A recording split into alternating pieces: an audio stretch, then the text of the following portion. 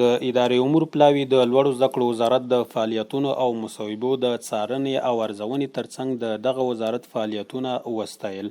د لوړو زده کړو وزارت سرپرست وزیر الحاج مولوي عبدالباقي حقانی د راغلي پلاوي پر راتګ خوښي وښوده او د یاد وزارت د تیرو مصوبو ته تطبیق په برخو کې معلومات ورکړل. بل لور ته د راغلي پلاوي مشر محمد ګل کوچي د لوړو زده کړو وزارت فعالیتونه وستایل او ویل په اداراتو کې د چارو څارنه او ارزونه یو اصل دی.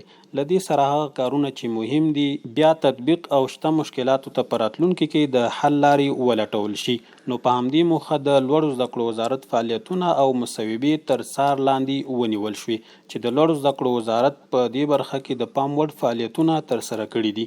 په همدې تړاو جوړه شوې ناسته کې د لوړو زده کړو وزارت مالی او اداري معین مولوي حافظ محمد حامد حسیب، د مقام دفتر رئیس عرفان الله عباد، د پلان او پالیسۍ رئیس مفتي رضوان الله منیب، د تضمینی کیفیت او اعتبار ورکونې رئیس استاد شاکر وحیدی، د نصاب رئیس مفتي عبدالرؤف فراهي او د راغلي پلاوي غړو ګډون کړی. د ناستې په وروستیو کې یو ګډ پلاوی وټاکل شو ترڅو د دواړو ادارو ترمنځ ګډه همغږي لا زیاته او د چارو په اسانۍ ترسره کېدا ترڅنګ په ښه شکل وارزول شي.